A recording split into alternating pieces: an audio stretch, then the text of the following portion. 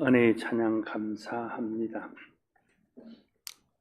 많은 교회가 그러지만 우리 교회도 새벽 예배 때 창세기부터 요한계시록까지 하루에 책을 한 장씩 읽으면서 간단하게 설교하고 그 말씀에 의지하여 기도합니다. 지금 저희 교회가 새벽 예배 때 욥기를 읽고 제가 설교하고 있습니다. 욥기의 내용은 좀 어렵습니다. 우리가 욥기 하면 쉽게 고난에 대한 책 이렇게 말하지만 그러나 그렇게 말할 수 있을 만큼 쉬운 내용들은 아닙니다. 특별히 욥기에는 많은 사람들 이야기가 나오기 때문에 어떤 말들은 하나님 뜻과 어긋나 있는 것들도 있고 어떤 말들은 하나님 말씀에 합당한데 적용이 잘못되어 있는 그런 말들도 많이 있습니다. 거의 한 달가량 지금 욥기를 읽고 설교를 하다가 욥기 전체의 내용을 한번 성도들에게 설교하는 것이 좋겠다 그런 생각이 들어서 오늘 본문을 택하고 욥기에 대해서 좀 설교를 하려고 합니다.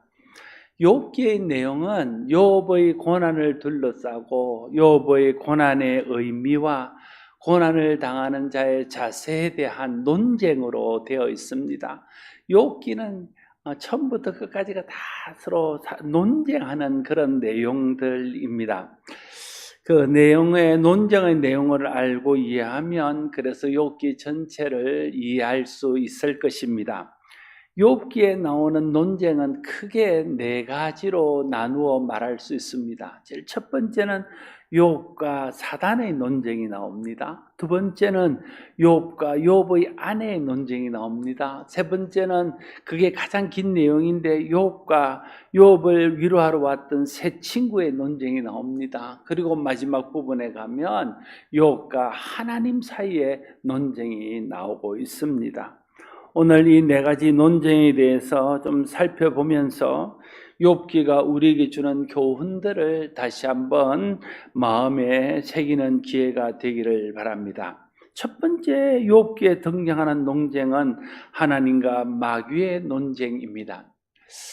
어느 날 하나님께서 욥의 신앙을 칭찬하면서 욥같이 순전하고 온전하며 악에서 떠나고 하나님을 경외하는 자가 없다 이렇게 말합니다. 그러자 그것을 듣고 있던 사단이 말하기를 하나님, 욥이 까닭없이 하나님을 경외하겠습니까? 하나님께서 욥에게 복을 주셨기 때문에 욥이 하나님을 섬기는 것 아니겠습니까? 이렇게 말합니다. 하나님께서는 욥에게 사단에게 그렇지 않다. 욥은 복을 주든 안 주든 나를 경외할 자라 그렇게 말하고 그러면 네가 진짜 욥이 복이 있더라도 나를 경외하는지 안 하는지를 시험해 보라고 이야기합니다. 그래서 사단이 가서 욥을 쳐서 하루아침에 욥에게서 자녀들을 빼앗아가고 욥의 재산을 다 앗아가 버립니다. 그런데도 욥은 하나님을 원망하거나 이 일에 대해서 범죄하지 아니하고 순전한 믿음을 지켰습니다. 그래서 다시 하나님께서 사단에게 말합니다. 내 종 욥을 주의하여 보았느냐? 그와 같이 온전하고 정직하여 하나님을 경외하며 악에서 떠난 자가 세상에 없느니라 말하면서 네가 나를 충동하여 까닭없이 그를 치게 하였어도 그가 여전히 자기의 온전함을 굳게 지켰느니라 말씀하셨습니다. 그러나 사단도 지지 않고 다시 하나님에게 말합니다. 하나님, 저에게 재산을 빼앗고 소유를 빼앗아도 그 생명을 온전히 남겨뒀기 때문에 그래도 하나님을 경외하는 것 아닙니까? 만약에 그의 몸에 손을 대셔서 그에게 병을 주고 그가 아프게 하면 그때는 그도 견디지 못해서 하나님을 욕하고 하나님을 원망할 것입니다. 말합니다. 그래서 하나님께서 사단에게 허락합니다. 생명은 빼앗지 말고 네가 그러면 한번 가서 그에게 고난을 줘봐라 이렇게 말하는 것이죠. 하나님과 마귀의 논쟁의 주제는 욥의 신앙입니다. 쉽게 말하면 하나님은 욥의 신앙은 진짜야, 욥의 신앙은 참돼 이렇게 말하는데 사단은 아닙니다. 욥의 신앙은 가짜입니다. 복 받아서 예수 잘 믿는 것처럼 보일 뿐입니다. 이렇게 말하는 것이죠. 하나님께서는 욥의 신앙을 인정하시지만 사단은 욥의 신앙을 인정하지 않고 참소합니다. 사단이 욥을 참소한 내용은 욥의 신앙이 진실하지 않다 하는 것입니다. 사단은 욥이 하나님이 욥께 복을 주셨기 때문에 욥이 하나님을 경외하는 것이지, 지금이라도 하나님이 그 복을 빼앗아버리면 욥도 별 수 없이 하나님 경외함을 멈추고 오히려 하나님을 욕하게 될 것이라고 말하고 있는 것입니다.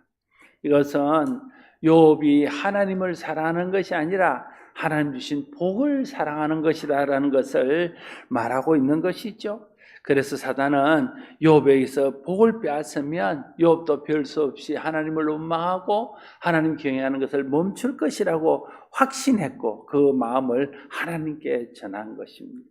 그러나 하나님의 생각은 완전히 달랐습니다.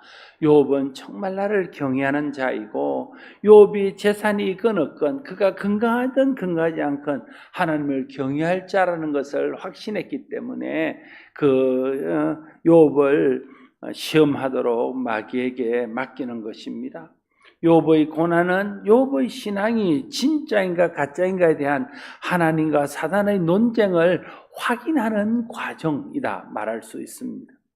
사단은 끊임없이 우리의 신앙을 참소합니다.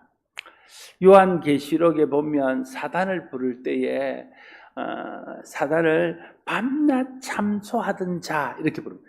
밤낮 너희를 참소하던 자 이렇게 부릅니다. 사단을 부르는 여러 가지 별칭들이 있습니다. 사단은 거짓의 아비, 또 사단은 분리하는 자, 나누는 자 그렇게 부르기도 하고, 또 성경에는 사단을 참소하는 자라고 말합니다.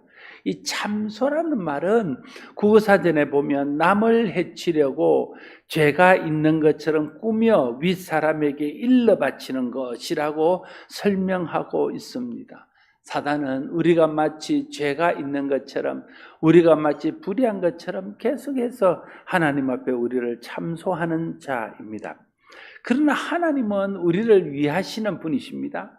예수 그리스도를 우리를 위해서 이 땅에 보내주시고 예수 그리스도를 우리 죄를 대신하여 십자가에 달려 돌아가게 하심으로 우리에 대한 하나님의 사랑을 보여주셨고 그를 통해서 사단의 참소를 막아주셨습니다. 사단이 우리를 아무리 참소하고 우리를 죄인이라 할지라도 예수 그리스도를 통해서 우리가 용서받은 자이고 예수 그리스도 안에서 우리는 의인이라는 것을 인정해 주게 하신 것이죠.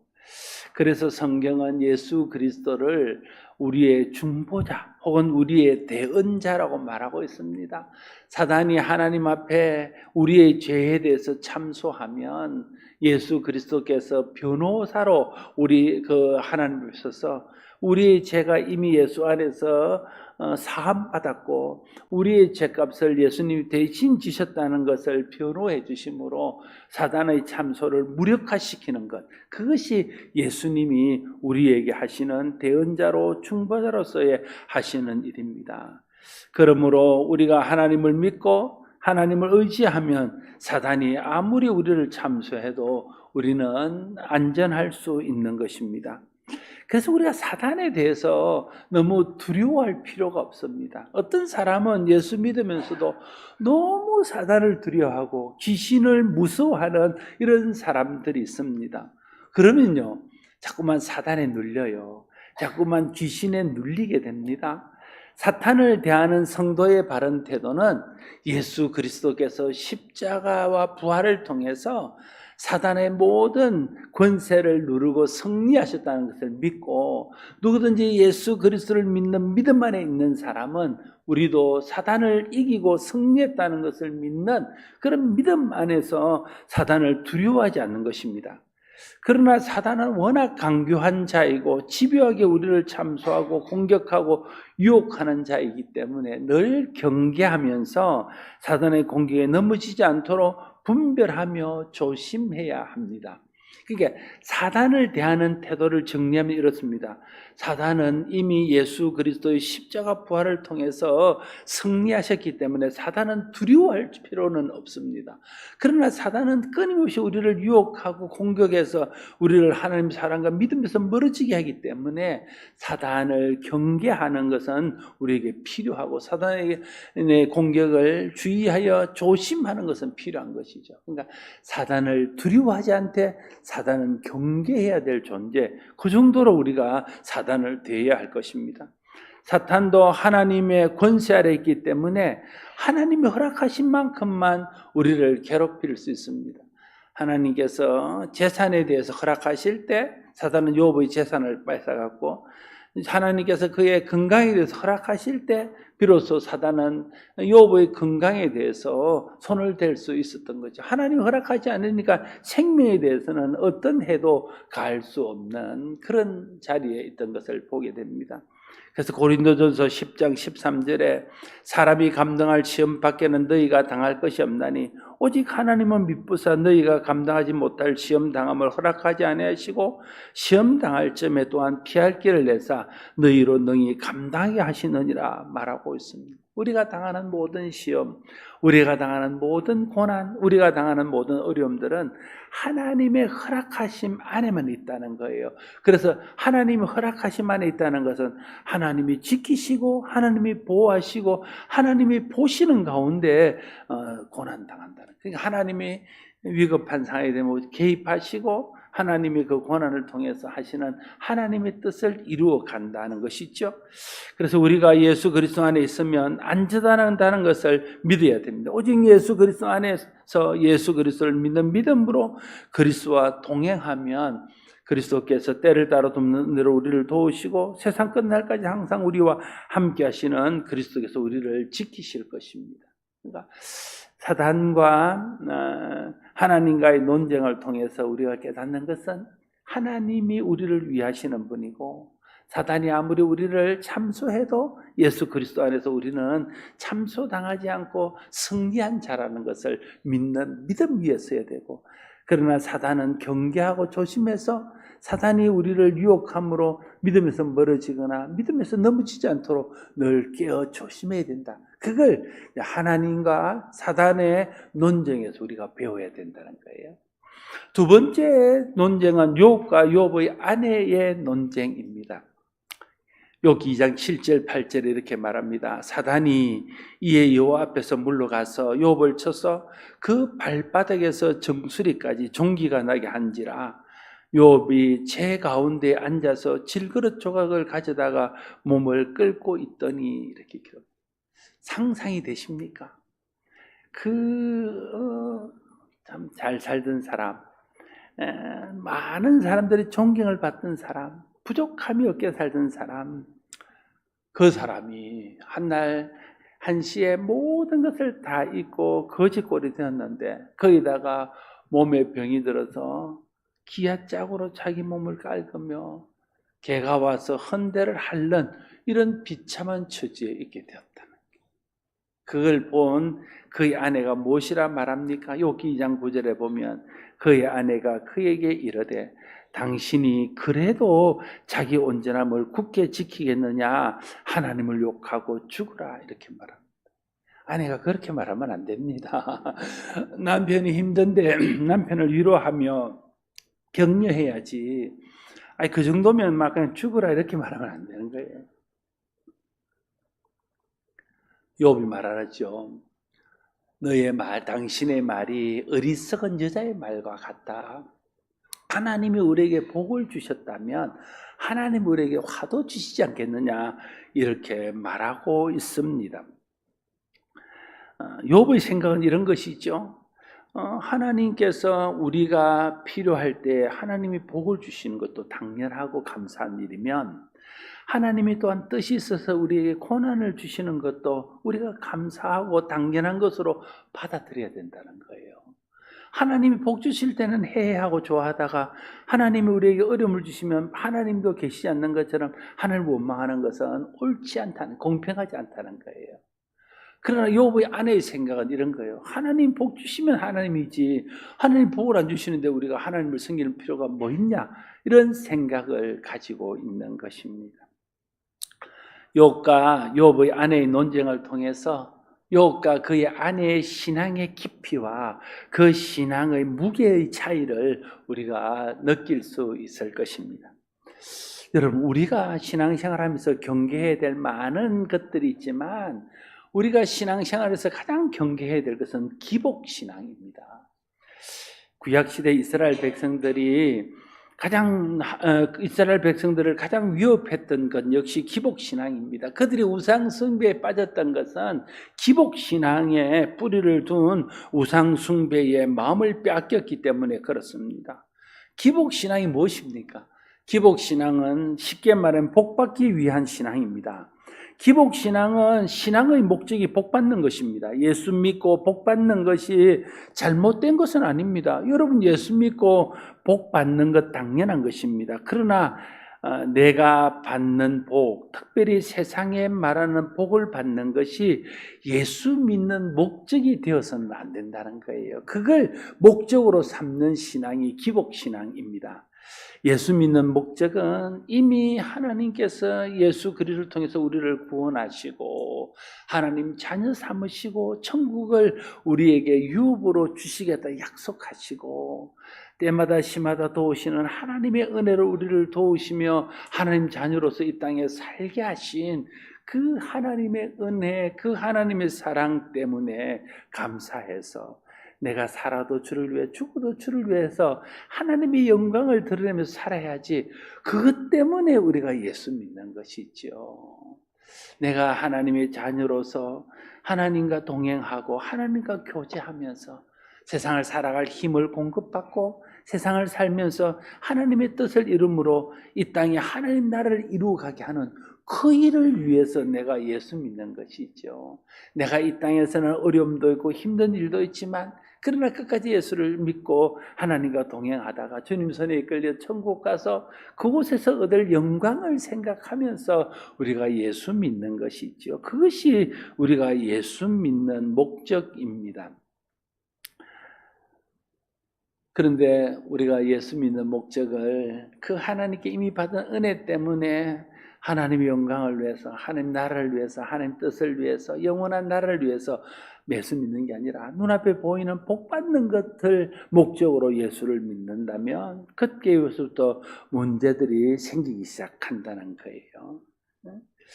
욥의 아내의 신앙은 하나님이 복 주시면 당연한 것으로 생각하고 하나님이 어려움을 주시면 하나님을 원망하고 욕하는 신앙입니다.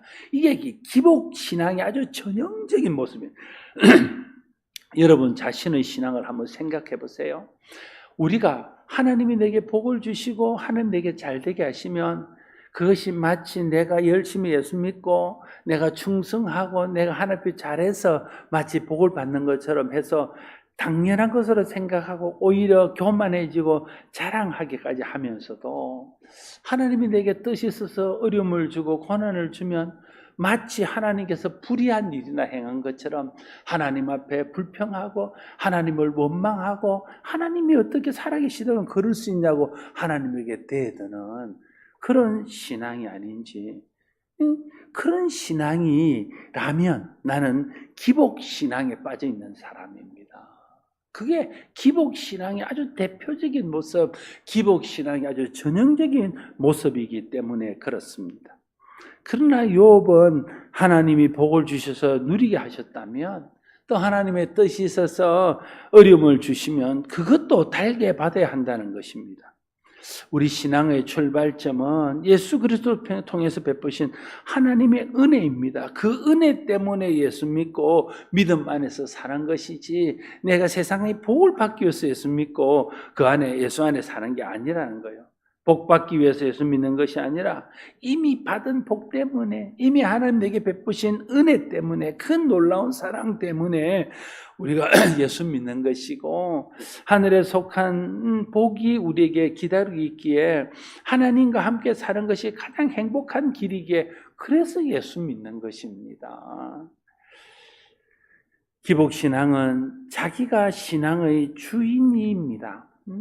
그러니까 기복신앙의 중심에는요, 하나님이 없어요. 자기 자신이 있는 거예요. 그러니까 하나님은 자기를 위해서 복 주시는 분으로 그냥 존재하는 것입니다. 그래서 기복신앙은 하나님을 섬기는 것처럼 보이지만 실상은 자기를 섬기는, 자기라는 우상을 섬기는 우상숭배에 불과합니다. 이것이 기복신앙의 가장 큰 문제점입니다. 그래서 여러분, 기복신앙에 빠진 사람은요, 하나님이 계속 자기에게 복을 주시지 않으면 복 줄 대상을 바꾸는 거예요. 그래서 하나님을 떠나서 다른 종교를 믿든지 다른 세상을 의지하든지 하는 거죠. 그게 기복신앙이 가지고 있는 위험성입니다. 기복신앙은 복 받는 것이 목적이기 때문에 복 준다면 예수 믿어도 점도 보러 가고 사주도 하러 가고 복만 된다면 뭐든지 할 수 있는 게 기복신앙이죠. 그래서 기복신앙에 빠지면 온전하게 하나님을 섬기고 온전하게 믿음 생활을 하는 것은 불가능하게 됩니다. 우리는 이미 예수 그리스도 안에 있는 하늘에 속한 모든 신령한 복을 받은 사람입니다. 이 복은 현재 우리 삶이 형통하건 어렵건 절대 변하지 않는 것입니다. 이 복을 진짜 복으로 알고 누릴 때 기복신앙에서 벗어나 우리가 복음적인 신앙, 은혜 안에 있는 신앙이 될 수 있습니다.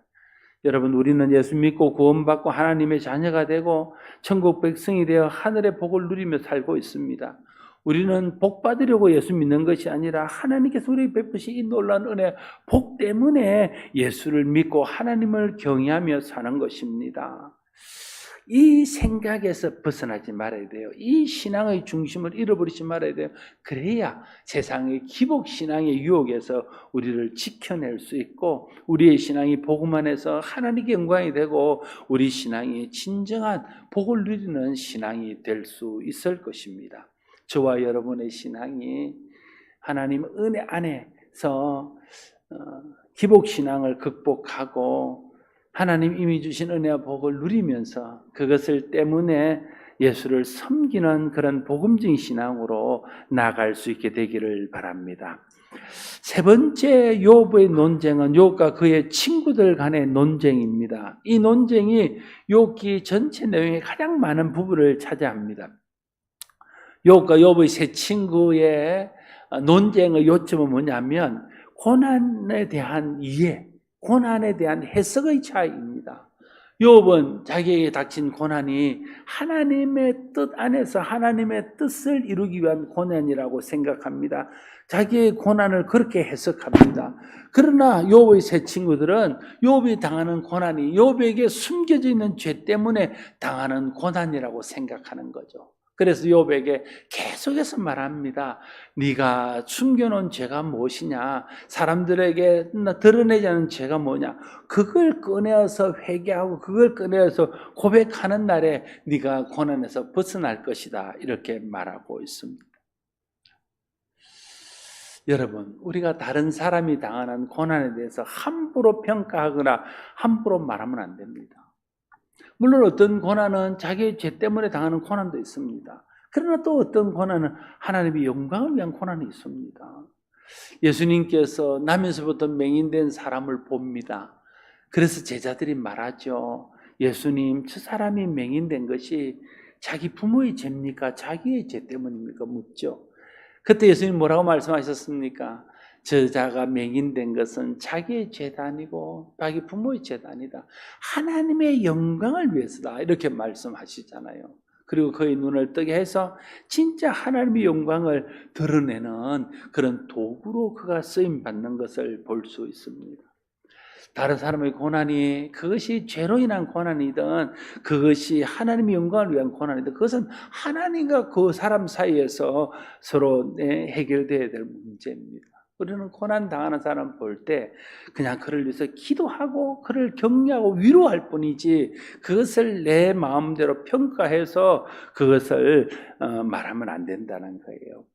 그래서 욥기 42장 7절에 보면 여호와께서 욥에게 이 말씀을 하신 후에 여호와께서 대만 사람 엘리바스에게 이르시되 내가 너와 내 두 친구에게 노하노니 이는 너희가 나를 가리켜 말한 것이 내 종 욥의 말같이 옳지 못함이니라 말하고 있습니다.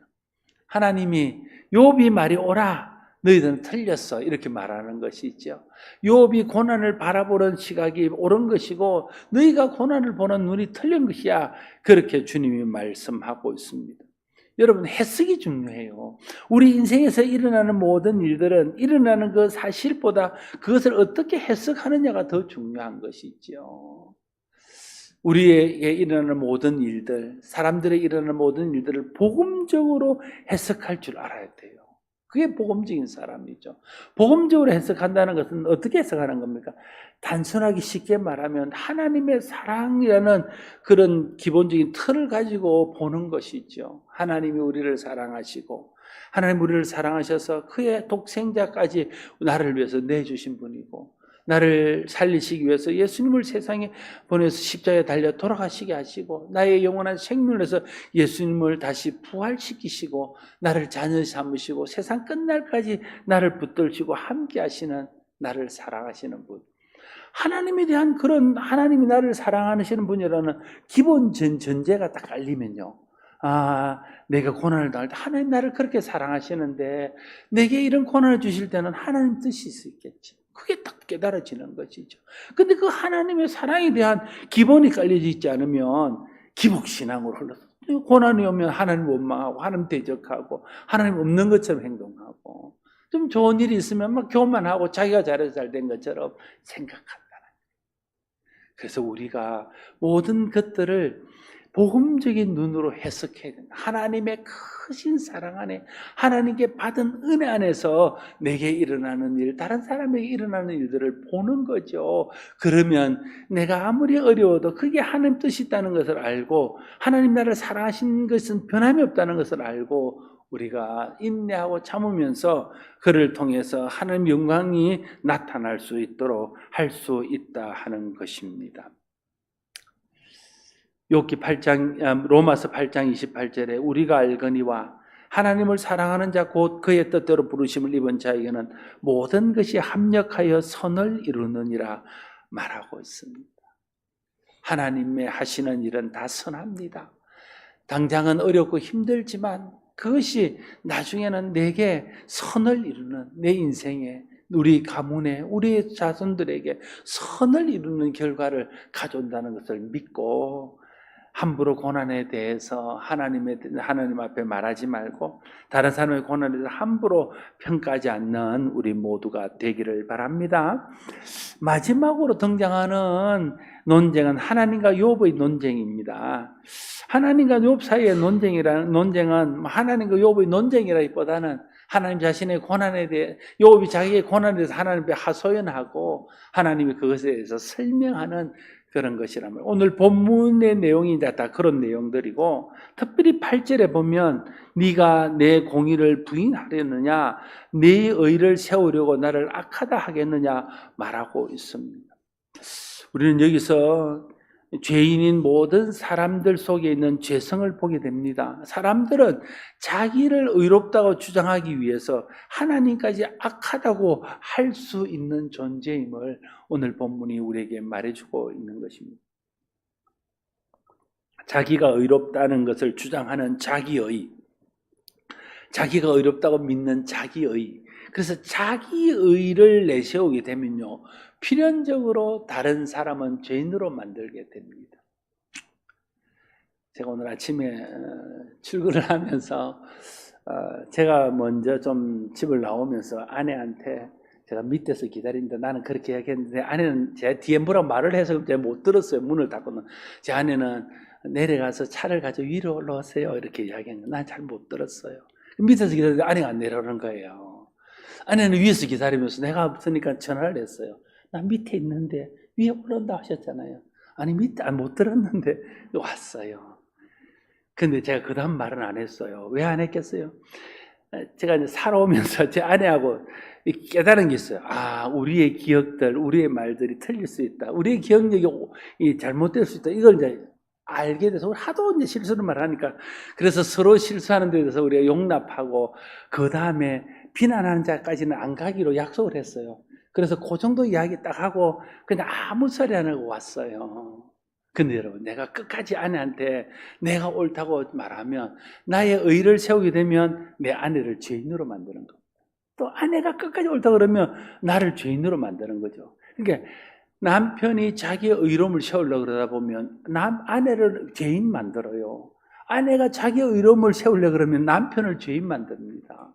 목사가요, 자기의 의로움을 내세우려고 그러면 교인들을 죄인 만들어요. 나는 잘하는데 교인들이 이런 모양이라서 교회가 이렇게 말한다는 거예요. 교인들이 자기의 의를 세우려 목사를 죄인 만들어. 우리는 열심히 하는데 목사님 설교가 시원찮고 목사님 열심히 없어서 우리 교회가 이렇다고. 그러니까 여러분, 자기 의는요, 자기의 의를 드러내서 다른 사람을 죄인 만든다니까요. 자기 의의 최고의 봉의를 뭐냐면 자기의 의로움을 해서 하나님을 죄인 만드는. 오늘 본문이 그 말 아닙니까? 그러니까 내가 이렇게 충성하는데 하나님이 이렇게 하실 수는 없습니다. 내가 이렇게 열심히 예수 믿는데 하나님이 이렇게 하다니요. 하나님 불의합니다. 하나님이 잘못됐습니다. 내 의를 세우기 위해서 하나님을 죄인 만드는 겁니다. 그러니까 신앙에서 가장 큰 적이 바로 자기의라는 것을 우리가 알아야 됩니다. 자기가 옳다고 생각하니까 다른 사람들을 비난하고 심지어 자기 기준으로 하나님조차 불의한 분으로 만들어 버리는 것입니다. 자기 연약함을 인정해야 돼요. 우리의 죄인됨을 인정해야 됩니다. 하나님이 온전하시고 옳다는 것을 우리가 인정해야 돼요. 그래야 어떤 상황 속에서도 하나님 뜻을 따르고 하나님께 순종할 수 있습니다. 오늘 모든 논쟁은 자기를 드러냅니다. 우리는 하나님과 사단의 논쟁을 통해서 하나님이 어떤 분인지, 사단은 어떤 존재인지를 알 수 있었습니다. 욥과 그의 아내의 논쟁을 통해서 욥의 신앙과 그의 아내의 신앙이 어떤 신앙인지를 확인할 수 있었습니다. 욥과 세 친구의 논쟁을 통해서 그들의 고난을 바라보는 생각과 해석이 어떻게 다른지를 볼 수 있었습니다. 하나님과 욥의 논쟁을 통해서 욥의 문제가 자기의의 문제요, 우리의 문제가 자기의 문제라는 것을 알 수 있었습니다. 욥기에 등장하는 네 가지 논쟁을 통해서 다시 한번 하나님이 어떤 분인지, 사탄은 어떤 존재인지, 내 신앙은 고난 중에도 입술을 지키는 복음적인 신앙인지, 고난이면 하나님 욕하고 원망하는 기복적인 신앙인지, 하나님 뜻을 알지 못하고 자기 의를 세우기 위해서 하나님도 친구도 죄인으로 만들어버리는 자기 의에 빠진 신앙인지 진지하게 돌아보고 묵상하면서 우리의 신앙을 바르게 하는 저와 여러분 모두가 될 수 있기를 바랍니다. 기도하겠습니다. 아버지 하나님, 욥기에 나타난 논쟁을 통해서 하나님이 어떤 분인지, 사단이 어떤 존재인지, 우리의 신앙의 현주소가 어디인지를 다시 한번 되돌아봤습니다. 하나님, 우리가 기복신앙에 빠지지 않게 하시고 자기의에 빠지지 않게 하시고 오직 하나님의 은혜 안에서 복음적인 믿음으로 하나님을 높이며 다른 사람들을 세워갈 수 있는 우리 모두가 되게 하여 주시옵소서. 예수님 이름으로 기도드리옵나이다. 아멘.